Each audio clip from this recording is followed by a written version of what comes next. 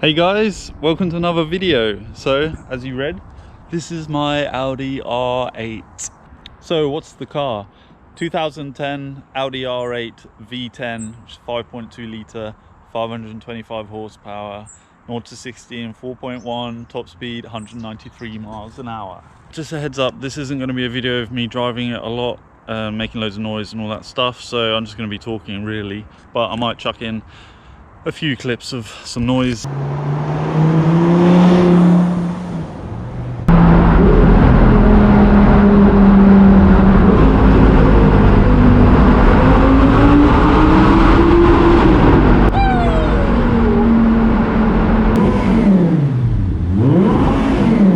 Unfortunately, it's clouded over a bit today. The weather was pretty nice this morning. Had a few good days now since all the rain, but washed it again for the third time I think in 3 days, just because it's either raining and mucky or dusty. So yeah, it's come up pretty good. Really doesn't do it justice in photos or videos. It's really hard to capture. How it looks in person is just so much more impressive. If you kind of take a photo from this angle, then that's pretty good from like this quarter down, because it shows how flat and wide and low the car is. But lots of angles it just doesn't photograph very well, but in person it's an impressive looking car. I genuinely believe that. And yeah, especially, you know, like down at this angle it's very wide and kind of aggressive looking, but again in photos it's hard to capture that really. From the back it's got a nice fat ass, but not too square in the same way the Gallardo is. It's it just in my opinion looks really good proportionately and everything. It hasn't really been on my radar as a car that I really desire, and I mean that along the lines of poster on the wall type of car. I'm not downplaying it at all, but it's just not a car that stands out for beauty. And you know, when you're in a position of just looking at cars, that's all you can really base it on, you know, the face value of what it looks like. Obviously it's been around for a long time. Everyone knows that the Audi R8 is a great car and a usable supercar. There's some question whether it's actually a supercar or not, but I don't really care about those labels. All I know is after I've done 300 miles in it, it is very usable and it is awesome and it performs well. And although there isn't much space in the front, I cannot wait to do road trips in it. I've already planned one now for next year to Germany. Of course, got to go to the Autobahn and stretch the legs on the old girl legally. I did actually go and look at a coupe version of the V10. I even got an inspection done on it, but it was throwing faults for the mag ride suspension. They reset it, and then when the inspection was done it threw the same faults again. It probably wasn't necessarily a really bad car, but it was at the lower end of the V10 R8 price range, at the very lowest end actually. So then I went and looked at another one, and then looked at this one, and this was just so much better. The second vehicle I went and looked at was also a convertible, but it had a wrap on it and you could still see where the wrap hadn't been peeled off properly. It had a few scuffs on the front and a rust spot on the door where it'd probably been dinged and fixed quite badly. So this, honestly, it feels so tight and almost like brand new. Everything, just the way it responds quickly with the steering, all the switches, everything like that just feel really mint. It's done 37,000 miles now, so it is medium range mileage. There are a few lower range, 18,000 miles I saw on one.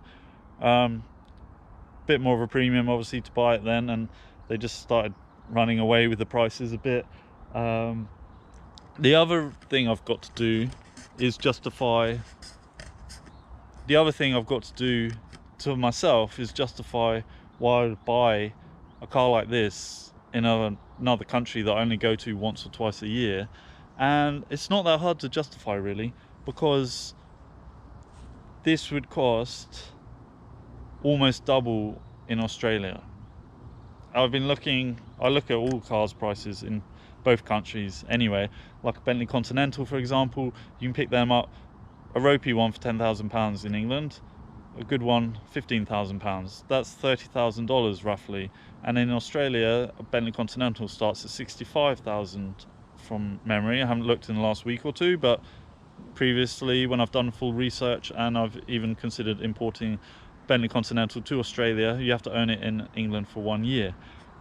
So they're so much cheaper to buy in England, and if that means I get to have the car and enjoy it, then that's what I'm going to do, even though it's in a limited capacity.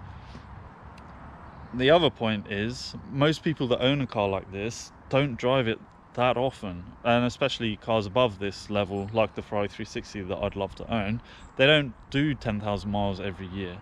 And that's partly because people buy it for investment, it's very expensive to maintain, and they have other cars, so you don't need to daily drive this or something more exotic. So I don't feel that bad. I don't feel it's wasted, because in the parameter of what other people do also, they don't drive them particularly often. There are some high mileage Audis out there, R8s I should say, but yeah, I don't feel bad for that. And also, of course you've got to buy it for what you want, which is for when I come back to Europe, do a road trip, because that's amazing. And I wouldn't be able to have this car in Australia because they're too expensive. So yeah, it all works out, and I feel good about it, and I hope this won't give me too much trouble with bills and things, but I'm sure I'll be able to do a bit of overtime at work or something to pay for those bills. It is a shame with the convertible you lose the glass panel here, but it's just a sacrifice you have to make. You can't see the V10 engine in there anymore, but you can hear it better. So swings and roundabouts, it's not all about the looks for a vehicle. This is unfortunately all you can see of the engine. There it is, V10. Disappointment is not being able to see it, but the bonus is being able to hear it better. So okay, still trying to get better at these latches. Also, it's got the spoiler on the back here. It only pops up a little bit to about here. I'll have to research what speed that's at. I know a lot of cars it's like 42 miles an hour. I think the Volkswagen Corrado is 42 miles an hour. Another car I would like to own one day. It's manageable. In the Jag you can fit a suitcase and another sports bag quite easily in the back, and then you've got the back seats. But that's not the case with this, obviously. It's not too bad though, it's workable. That's my travel bag that I had made for my Jag. That sits in there quite nicely. So I could fit 2 of those probably, or another kind of holdall bag on top, or the other one that's part of the set for the Jag could probably sit in there. There's definitely a knack for closing this, and I haven't quite got there yet. I've had the first few successful ones, but since then I've been a bit more unsuccessful. Earlier on when I shut this, it took 5 times.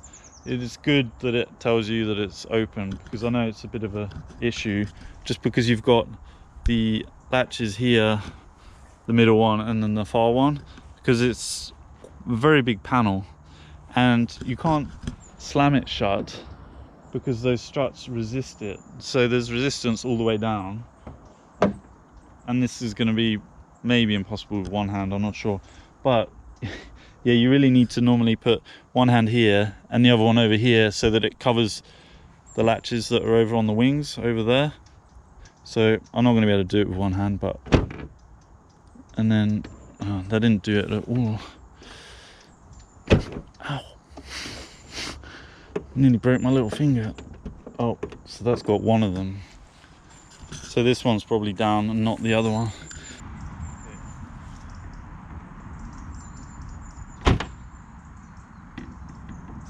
That didn't even close the front one. Okay, that's the front. Going to the inside of the car. Big heavy doors. Very big heavy door, very long door too. Carbon fiber sills, carbon fiber handle there, which is pretty cool look. I'm not like a massive, oh it must be carbon fiber everywhere kind of thing, but it does look nice. It's a nice finish. I love these massive, almost like chains on here, so the door finishes in different stages, or sits still in different stages. Like, just really notice that and need it, because it really is a heavy door.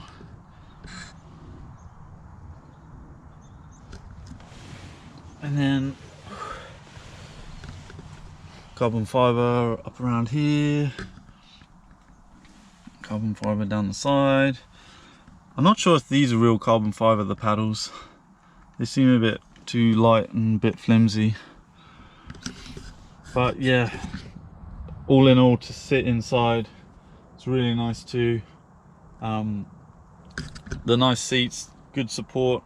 Obviously the Jag's a GT car, but that's what I've got right there and I'm comparing it to. They're nice and plush to sit in, but they don't support you in the same way this does. But also, I believe that these will be so comfortable long distance. I'm really looking forward to a road trip in this. I really can't wait already so much. I wish I had more time here to go on one, but that's life. Got to go back to Australia and earn some more money so I can afford to go on a road trip. Not much in the way of storage in here at all. If I can get that one open, it's hardly anything. Enough to put some sunglasses, but that's about it. There's another one down there, but that's very shallow. At least there's 2 cup holders and this little one to put some chewing gum in. It's got the deepest glove box I think I've ever seen before. Goes all the way back, A4 size. Yeah, and then just a few in the door. Fit a few things in there. Not too much storage at all. It really has a drivability about it, because you can put it in auto mode and just cruise along, just relax. You're not on edge all the time thinking, it wants to go faster all the time. But when you put it in manual mode and yeah, blip it down a couple of gears, then it's just ready to go all the time. So that's awesome. It's awesome to be able to have those 2 versions of it, and that makes it so usable, because you can just go through town quietly, go and pick it up, not look obnoxious, making loads of noise and everything. But then you can get onto a motorway or a highway and just blip down to second, leave the roundabout, and whoom, then your adrenaline's pumping and it makes all the sound and drama, and that V10 noise from the back there, it's just incredible. I love having the option to put the glass down here so you don't get all the wind noise and everything else going on, but also with the roof down, it's just fabulous as well. For me, getting the R8, the priority was the V10 engine. Of course you can get the V8, which starts at a lower price, and then that builds up to the V8 gated one, and then you start getting into the V10s. There are some gated manuals that are kind of similar prices, but generally the ropier ones, of course. And there's an overlap where you go from the cheapest V10 with the R-Tronic, and then the more modern S-Tronic, and then you start going into gated money, but that can be 5,000–10,000 more. And I really genuinely feel that this suits having an R-Tronic or S-Tronic, depending what year you get. It's just not necessary to have the gated manual, that click. I'm not slating it at all. I know it'd be amazing, and I haven't actually driven one with that, but the speed of the car and the power and everything, I just really feel it suits having the paddles around the steering wheel, and I'm happy having that, and I'm happy being able to drive it through a town in automatic mode, which it does pretty well actually. After a day of driving, you get used to driving it smoothly. There's so much on the internet about how these aren't very good gearboxes when they're especially in automatic mode, but Yeah, I don't have any problem with it. I like feeling it changing gear, because that's the flip side of that. People think their opinions are that they're a bit clunky, but then also modern ones are too smooth and you don't feel it changing gear. So I don't know, as long as you're happy with what you get, that's the main thing. And it is important to listen to different people's opinions on it, so you can get your head around what you really want. So back to the fact it's convertible, you just feel more free, more sporty, and that's why people like motorbikes, partly. Obviously the crazy speed, but the freedom. You know, not to say the wind in your hair, but you just feel more free and out exploring, driving down the country roads. And then the important thing, of course, is the sound. In a convertible, it's easier to hear the V10 engine, and that's very important to me. So yeah, I think just going on road trips to the south of France and things like that, but even just country lanes around England, having the roof down, which I've done a few times now, it's awesome. And you get the sounds as well, and that freedom. And then the other point is, while I do think this is a great looking car in person, I would also say it's not the best looking car in the world.